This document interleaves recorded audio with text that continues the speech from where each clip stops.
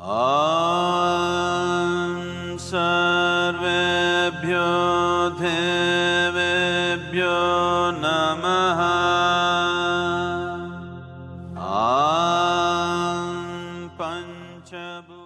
I'm just thinking about a lot of what you said, and one of the things that I think stops us from accepting the responsibility or the ownership of the nature of our own minds and the limitless nature of our being is that we can become a victim to circumstance. We allow external circumstances to dictate the quality of lives to us. And I must admit, when I was coming through the professional surfing ranks for probably the first 7 years of my career, I was a victim. My poor performance and my results was everyone else's fault.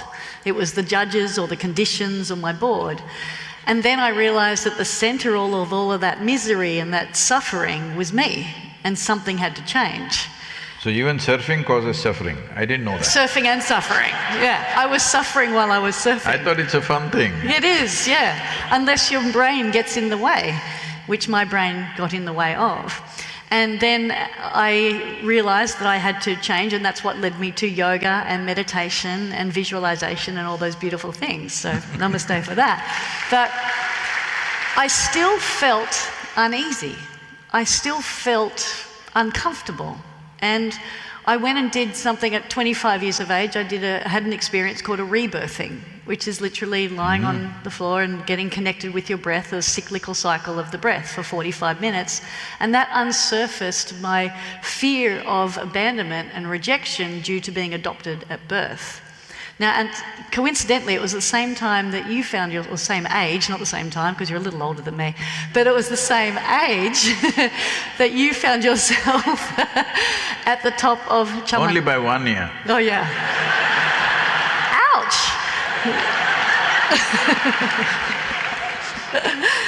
Same time that you found yourself on Contemplation Rock and Chamandi Hill, 25 years of age, and you experienced that explosion of exuberance and blissfulness.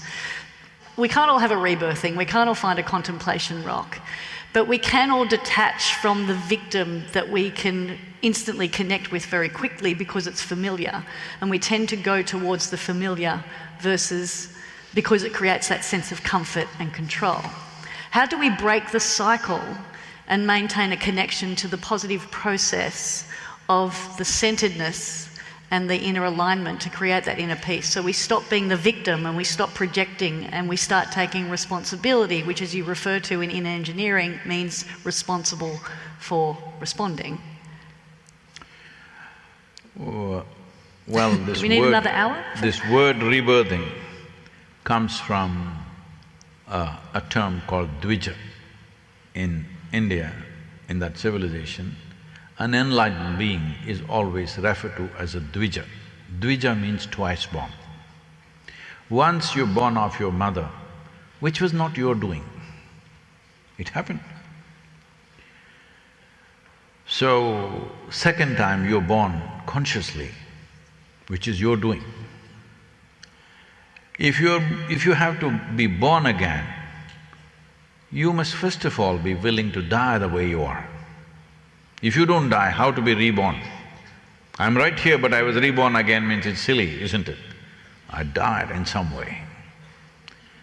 So, it comes from that process. Let's not discuss processes like that. So, the important thing is this, that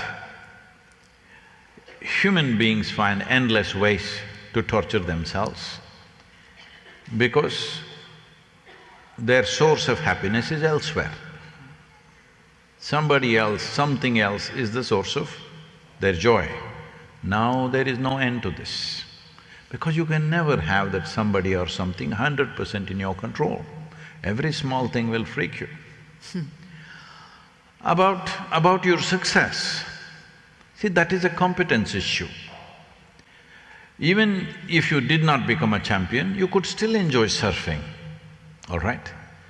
Becoming a champion is a question of competence, application, devotion to what you're doing. I keep repeating this word because the word devotion has been captured by religious people, which is a very wrong thing. Devotion means unfaltering involvement with something. Whether it is sport, art, music, spirituality, business, politics, whatever it is, if you are not devoted to it, you will not do anything significant.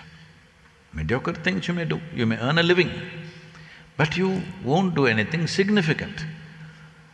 To simply balance on that motorless, silly board takes a lifetime of devotion. Hello? Yes. Yes or no? Simply kid stuff. But to do it well, it takes a lifetime of devotion, otherwise it won't happen. Anybody can do a little bit, but to do it in a certain way, it'll take a lot. See how people are struggling to hit a silly sitting ball in a golf game? Do you think it's some great circus? Sitting ball, you can't hit. I keep telling them, if you can't hit a sitting ball, what the hell can you do in your life? So, but to hit a sitting ball properly, the way you want, takes a whole lot of work. Simply to hit it any way you can. But to get to that place that you do it just the way you want it, that takes devotion. It will not happen with concentration, it takes devotion, absolute involvement. Why I'm saying this, that religion has hijacked this word is, people think devotion means going to a temple or church or some place like that. No, nobody has done anything significant in this world without being devoted to what they're doing. Now, because you were talking responsibility, this whole movement is a movement from religion to responsibility. What this means is, religion means responsibility is up there. Responsibility means it's here. You must make up your mind. You must make up your mind because you're playing tricks. If you absolutely believe everything is done by God, let me see you leave your life to Him, leave your house unlocked, leave your safe unlocked, throw your money on the street. If God wants to give it to you, He will give it to you, otherwise He will take it anyway. No, everything you take care, what doesn't work belongs to Him. I'm saying, unfortunately, we're playing tricks with ourselves and thinking we are doing something very pious or sacred. Please come to senses. I'm not saying there is no value at all, there is, but if you're that kind, right now it's you not willing to hand over anything to God. You're trying to make a deal. Dear God, I'll give you $10 today, please I need $1 million in the lottery. Try this, I'll give you $10. You go outside in Melbourne, wave it at anybody who was on the street, I'll give you $10, please give me $1 million, they'll slap you in the face. But you think the source of creation is such an idiot that he will make a deal with you, $10 to $1 million? What makes you think? See, if you don't believe in anything, if you pay attention, if you pay attention to a leaf, a flower, an ant, a grasshopper, anything, don't want big things, small things, if you pay enough attention, whoever made this, brilliant, isn't it? Hello? Absolutely brilliant or no? But we did not say God is intelligence. We said God is love because you're bereft of that. We said God is compassion because you're always a helpless creature. Whatever is the source of creation is brilliance, isn't it?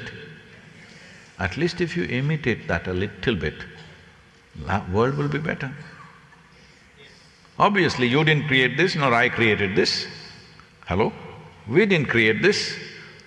Whichever way it happened, brilliant or no? Neither the religious people nor men of science know where this cosmos begins, where it ends. But we are busy making silly conclusions as to how it happened, who did it. First thing to understand is, this creation is not human-centric, that is the biggest mistake we've made. Every other life is far more important than you. This is why this whole soil movement is, a handful of soil in southern India would have 8 to 10 billion organisms in it, one handful. over 50 to 75 species of organisms. They are the foundational life. Even your body, right now in your body, 60% or more of it is just microbes. Only 40% is your parental genetics. If they freak, you're finished. This is what is happening to the world, that on an average 27,000 species of organisms are going extinct every year. As this progresses, first software will collapse, then hardware will collapse. We are heading that way. Those who are in touch with natural elements are a little more sturdy, those who are not, slowly dissipating. Why? When everything is better than ever before in terms of comforts and convenience, yes or no? Everything is better than ever before. 100 years ago, how people were living, how we are living, everything is better in terms of physical comfort and convenience. But why so many people are losing it? This is it.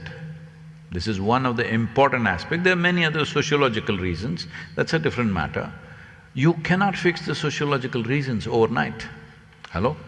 You cannot. You can wish for it, but it's not going to happen.